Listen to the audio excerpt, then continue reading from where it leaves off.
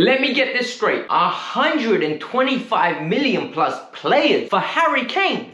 Madness. But Chelsea have got bigger problems. We need to beat Aston Villa. Press conference, team prediction, let's get into it. Welcome, bratochi, every single one of you. Welcome to the channel. We have got a massive show from you guys. Chelsea are linked to a brand new CDM, Tchouaméni from Monaco. Very good player. I've heard great reviews about him. Every time I've seen him, I've been impressed. Even Cesc Fabregas likes him. Additionally, Harry Kane to Chelsea. There is massive rumours regarding Hudson-Odoi potentially going the other way. Tammy Abraham, Kepa. I'll give you the 4-1-1 all in this video. Then we will cover the press conference from Thomas Tuchel for our blockbuster Champions League game basically. It's a playoff. We must win and we secure Champions League. And my team prediction for tomorrow's game. So make sure you stay tuned, hit the like button, subscribe to the channel, and most importantly in the comments below, let me know how much are you willing to pay for Kane? Because there must be a limit to once we get up there and we're like, big man, I can't pay this anymore. So let me know. Let's get on with the video though. I'm not gonna bore you. I'm not gonna explain to you the background news. You could go back in my old videos and understand that why Spurs wouldn't sell to Chelsea in a normal way. But Chelsea want to be out of the box, and ESPN is reporting that Chelsea are willing to offer £125 million along with two players, and the two players being Kepa Arrizabalaga and Tammy Abraham. Or as some people call him, Jamie Abraham. But for me, I'm not gonna lie to you, that would be a dream move. It'll get Kepa off the book and it'll get Tammy to a club where he will play. Plus, it gets us as a goal scorer what we've been craving. I don't see that happening because A, Tammy and Kepa earn ridiculous wages that I don't think Spurs will be willing to match. B, I don't think Spurs want a player swap. And C, is that deal actually good enough to take like Kane? Like, is it actually good enough? Is Tammy and Kepa plus that money worth Kane? Like, realistically think about it. Do Spurs benefit from that in any shape, way or form? I personally don't think so. Another one that really scared me, by the way, and I don't like this rumor, but I still don't think would go through, is cash.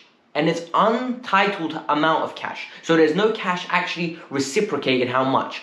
Plus Callum Hudson-Odoi. I don't want that to happen. Callum Hudson-Odoi is one of my fan favourites. He's one of my favourites. I think Callum Hudson-Odoi has tremendous ability. And personally, I wouldn't mind Callum Hudson-Odoi going on a loan for 2 years to a Dortmund, for example. When we get Jadon Sancho, I'm just letting the streets know now. But that's the 4-1-1. So anyone else saying anything else is lying to you. At the moment, that's what ESPN is reporting. We all know Chelsea have been actively looking for a CDM. Whether it was Declan Rice or whether it's Zakaria, whether it's Douglas Luiz, it's a bunch of different names consistently being linked. Basuma's another one. Now it's time for Tchouaméni. Tchouaméni is a phenomenal young talent and has won best player in Ligue 1 this year. And all of a sudden, he's being linked with Chelsea. Part of the reason he's being linked with Chelsea is due to the financial crisis that is occurring in the French division at this moment in time, where players like Tchouaméni and Camavinga are available for 35 to 40 million pounds, which is a steal at this moment in time.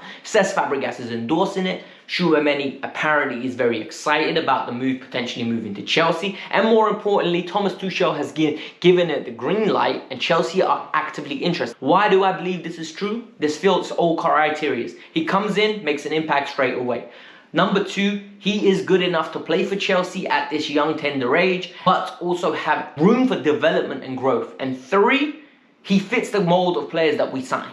He's young, he's talented, he can play numerous different positions, he's good on the ball, and the manager wants it. What else is there to look for? So for me, if we spend 35 million on Tchouaméni, it means no Declan Rice, no yet Benzema, maybe no Douglas Luiz, but it does mean we get a top player for the future and even for now. So now on to Thomas Tuchel's press conference. Great injury news from the outset. Christensen is back, fully ready, and he's in contention to start. I don't know whether that is significant, but Thomas Tuchel happily reiterated that. NG, or N'Golo Kante as he likes to call him, I love that by the way, NG. What a G of a name. Like, NG is fit, but he might not make the team. It's hit and miss. He's going to be training today. He's not likely to start. For me, Jovic should be enough. Kai Havertz is back in full training. He reiterated this himself in different quotes. He will be playing most probably if Thomas Tuchel calls upon him. And he is ready to play tomorrow and the final against Manchester City on Saturday. He was also asked about the run-in and he said it's been exciting playing at Wembley, playing at Stamford Bridge, and it's been an interesting process. Additionally, he was asked about whether we'll be keeping an eye on the results elsewhere. Look, we don't need to keep our eyes on on the results elsewhere. All we have to do, big man, is win our game. And it's not too much to ask for to beat Aston Villa. I understand they have Jack Grealish, I understand they have Ollie Watkins, and I understand they're a very good, formidable side. But if you want Champions League football, this should be a given. Like this, you messed up by not beating Arsenal. So now you have to fix this. It's as simple as that. And for me, I think it's important to the way he said it. We're going to be in a bubble. We need to be focused on us. And then at the end, if it's risks, then we get to know and understand what we need to do. But it is what it is at this moment in time. We just need to go out there and play with our spirits and control the game the way we have in recent times. He was asked about the advantage Aston Villa and was going to have by having fans back. Look, we know that is going to be an advantage because this game would have been a lot easier if there weren't fans in there. We saw the impact of Stamford Bridge when the faithful were back. Bruv, they were cheering it on. My TV was popping. I missed the sound of fans in a stadium. You could hear the Leicester fans when we played at Wembley. It was phenomenal. Additionally, Spurs, Leicester and Liverpool are both playing at home. Leicester's results at home have been terrible. I don't know what fans are going to have an impact on that, but the likelihood is both teams are going to win their games, and it's up to us to win our game to ensure that we continue and be successful. Finally, I think this is an interesting point, and he says, should we be celebrating top four? And he says, look, at the end of the day, it takes the pressure off the next game, and it's a good achievement, but I don't think it's a good achievement. We should not be fighting for top four. We should be a team that challenges for the title every year. In and around, comfortably top three. Definitely, every year. And you know what? I don't like how it's been 2 years in a row where we are going down to the final day. This has to change next year. The points total needs to be around 80 every single year. 80 points is a minimum at Chelsea Football Club in my eye. We need to be a top team. This is being pathetic. The results here, I understand we didn't have a great start with Frank Lampard. I understand we've slipped off because we've been focusing on the Champions League. But big teams maintain standards, and it's something we need to strive to do on a regular basis. I think this was really interesting and very important what Thomas Tuchel said, because I feel like he's making excuses for Timo Werner from the outset now. He's like, if he took penalties, his numbers would be a lot better, and that's what most strikers do in Europe. But for me, listen, right? Tommy, he's missed so many chances, he should be on 25 goals this year. I saw a catalogue of chances the other day. There was a footage designed, right? It was 15 chances there. I'm like, raw, this man really should be scoring this. Like, he actually should be scoring. Add 15 to Timo's total, and all of a sudden everyone's like, wow. Like, literally. Penalties are Jorginho's specialty. He needs to be taking them. And like he said, take some time off, go on holiday, relax after the Euros, and be refreshed, ready to go for next season. He can improve, he's young, and hopefully he somehow comes through, because I'm sick and tired of making excuses for it. The game's going to be a difficult one.